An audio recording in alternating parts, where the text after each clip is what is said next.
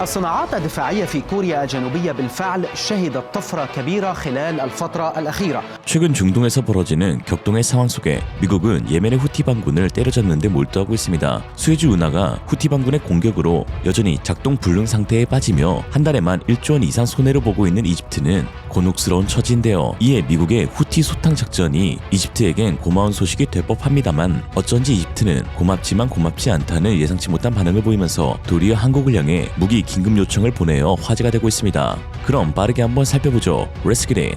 미군은 도널드 트럼프 대통령의 명령으로 2025년 3월 15일 후티 반군에 대한 대규모 공습을 시작했습니다. 트럼프는 압도적인 힘을 사용하겠다고 선언하며 두 번째 임기 들어 가장 큰 군사 행동을 펼쳤는데요. 이는 후티의 홍해 및 수에즈 운하 주변 해상 공격을 저지하고 이란의 지원을 차단하며 글로벌 해상 무역로를 안정시킨다는 명목이긴 합니다. 속내는 알 수 없지만요. 이윽고 시행된 군사작전에 예멘은 초토화되고 있는데요. 수도 사나, 사다, 후데이다 등 후티 거점에서 레이더, 대공방어 시스템, 미사일 및 드론기지 등 30개 이상 표적을 타격했죠. 3월 17일 후티가 미국 항공모함 해리에스 트루먼을 공격했다고 주장하자 추가 공습을 이어갔으며 최근 3월 20일부터 22일에는 후데이다 공항에 최소 3차례 공습을 가했는데 미 국방부는 몇 주간 지속될 수 있다며 장기 작전이 될 수 있음을 시사했죠. 당시 공격에는 조지아 잠수함과 구축함 등에서 정밀 타격 미사일이 사용되었고 후티의 지하무기 저장소와 통신시설도 파괴된 것으로 포착되었습니다. 한편 이집트의 압델파타 엘시시 대통령은 3월 17일 라마단 축일 군 만찬에서 수에즈 운하의 한 달 손실이 1조 1,560억 원이라고 밝혔는데요. 2023년 11월 후티가 가자 전쟁에서 하마스를 지원하며 이스라엘 선박을 공격한 이후 3월 11일 또다시 후티가 공격을 재개하면서 상황은 악화되고 있습니다. 이런 상황 가운데 미군의 후티 공습은 이집트에 도움이 되는 것은 분명한데 어째 이집트의 반응이 심상치 않습니다. 소셜 플랫폼 X에서 이집트 현지인들은 미국이 후티 반군을 공격하는 저변에는 수에즈 운하 지분을 노리는 숨겨진 의도가 있다 라고 비판했는데요. 즉 트럼프의 확장 정책에 대한 의심을 지니고 있다는 것입니다. 트럼프는 2024년 대선 승리 후 파나마 운하 재장하, 그린란드 매입, 캐나다 주편입 등 대담한 영토 확장 의지를 드러냈습니다. 지난 1월 말하라고 기자회견에서 정책 이행을 위해 군사적, 경제적 강제를 배제하지 않겠다고도 했는데요. 이는 19세기 미국의 명백한 운명 논리, 즉 미국의 영토 확장을 정당화하는 데 사용된 문구를 언급한 것입니다. 파나마 운하는 1999년 파나마에 이양됐지만 트럼프는 미국이 건설한 운하라면서 재통제를 주장하였고 중국이 운하를 운영한다면서 블랙록 컨소시엄을 압박해 항구 운영권을 확보한 상황입니다. 또한 그린란드 매입은 북극 자원과 항로 통제를 위해 필수라며 덴마크에 관세 위협을 가하면서 압박하고 있죠. 캐나다는 제51주로 삼아 북미를 통합하려 하는데요. 당시 캐나다 총리였던 트리도에게 주지사라는 모욕적 표현까지 서슴없이 써가면서 확장 정책 하에서는 일절 양보 없는 깡패스러운 모습을 보였습니다.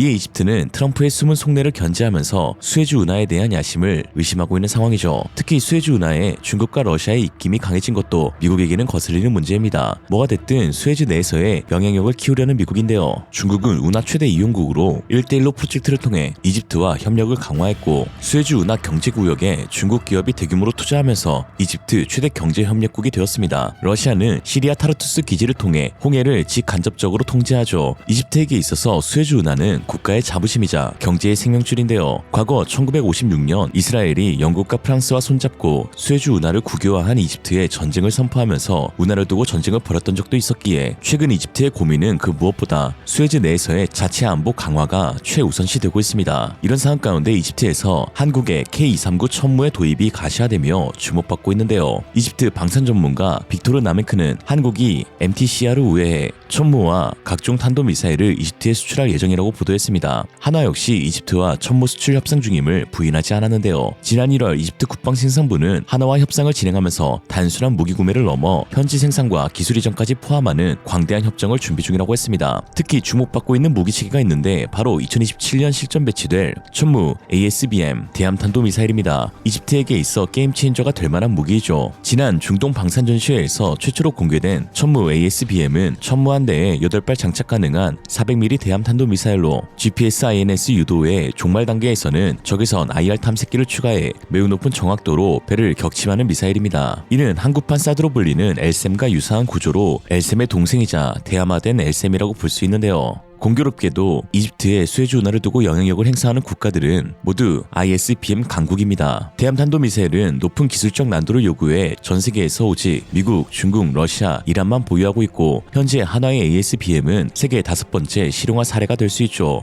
대함미사일 개발이 어려운 이유는 함선이 바다 위에서 끊임없이 이동하며 속도와 방향을 바꿀 수 있어 실시간 탐지와 정밀한 조준이 필수적이기 때문입니다. 이에 높은 정확도를 보장하는 핵심 요소가 바로 IR 적외선 시커인데요. 함선은 엔진, 배기구, 기계 작동 등으로 열을 방출하며 주변 바다와 뚜렷한 온도 차이를 만듭니다. IR 시커는 이 열 신호를 감지해 함선을 식별하고 추적하죠. 특히 현대 함선은 레이더 반사를 줄이는 스텔스 설계를 적용할 수 있지만 열 방출을 완전히 숨기기는 어려워 IR 시커가 더 유리한 선택지가 됩니다. 또한 첨단 군함들은 레이더 기반 유도 체계를 교란하기 위해 제밍과 체프 같은 전자전 수단을 사용하지만 IR 시커는 레이더 신호가 아닌 열 신호에 의존하므로 이런 방어 수단에 매우 강한 면모를 보입니다. 특히 대함탄도미사일은 재돌입 속도가 마하 단위에 달할 정도로 빠르며 이 과정에서 대기마찰로 플라즈마층이 형성되어 레이더 신호를 차단하거나 왜곡할 수 있습니다. 반면 IR 탐색기는 플라즈마의 영향을 덜 받고 종말 유도 단계에서도 목표를 지속적으로 추적할 수 있죠. 이렇게 좋은 IR 적외선 시커이지만 문제는 개발이 매우 어렵다는 점입니다.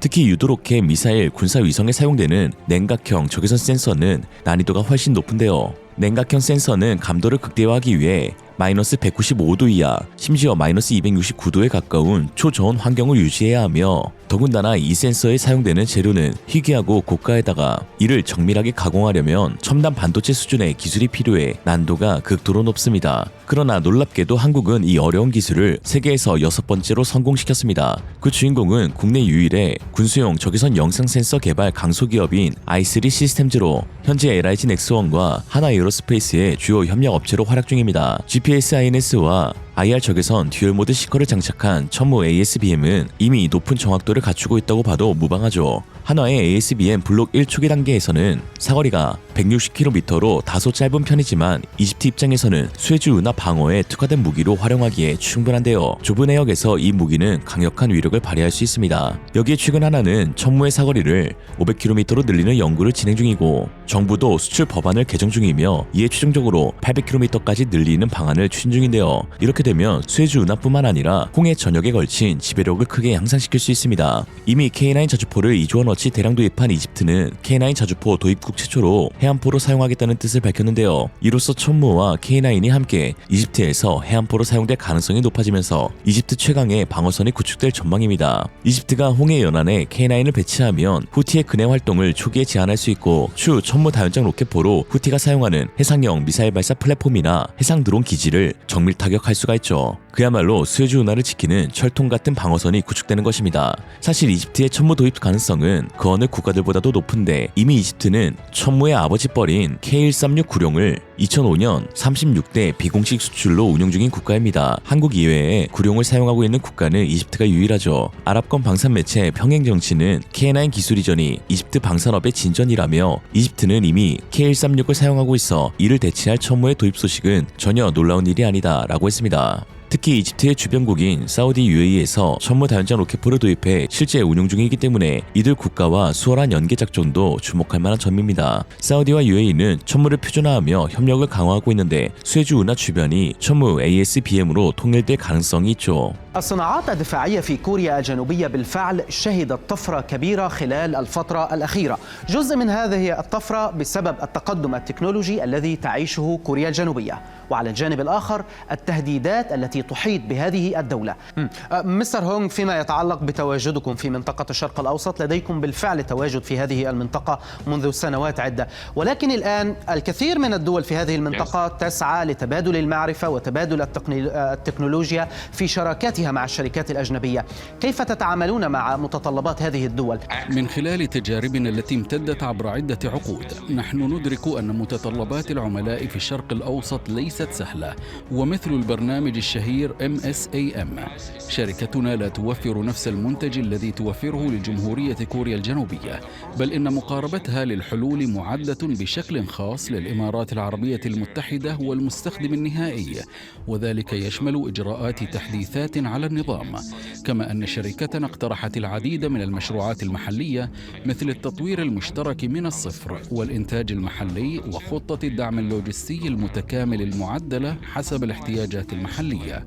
خطتنا واضحة. 이집트 현지인들은 한국을 사심 없는 국가라 칭찬하고 있습니다. 유럽은 우크라이나에게 가족이라며 끈끈한 유대를 표현하지만 실제로는 자국의 비축된 포탄량이 모자르다고 몇 년째 우크라이나에 주지 않고 있고, 미국의 트럼프는 전 세계에서 가장 속내를 알 수 없는 지도자라고 불리죠. 그러나 한국만큼은 다른데요. 한국은 중동이 외면당할 때 손을 내밀어준 유일한 국가였습니다. 미국이 이스라엘로 인해 중동을 의도적으로 약화시키고 유럽이 인권 문제로 무기 군수 조치를 취하며 중러가 무기 수출 대가로 항만 운영권을 요구하는 행태를 보일 때 한국만큼은 사심 없이 중동의 손을 잡아주었는데요. 이미 중동 국가들에게 있어 한국 기업이 가지는 이미지는 매우 좋은 상황입니다. 세계 최고 높이의 초고층 빌딩인 두바이 부르즈 할리파, 세계 최대 길이의 해상 교량인 쿠웨이트 셰이크 자베르 코즈웨이, 거기에 바라카 원자력 발전소와 다양한 방산 무기까지 한국은 중동과 매우 깊은 협력 관계를 유지하고 있습니다. 천무 ASBM이 후에즈 운하를 지킬 유일한 희망이 되어가고 있는 상황에서 한국은 건설로 일으킨 제1중동붐을 이제 방산으로 제2의 중동붐을 일으킬 준비를 하고 있습니다. 오늘 한 줄 평. 누군가 그러더라. 방산 계약에서는 사기만 안 쳐도 좋은 판매자라고. 보고 있나 있니?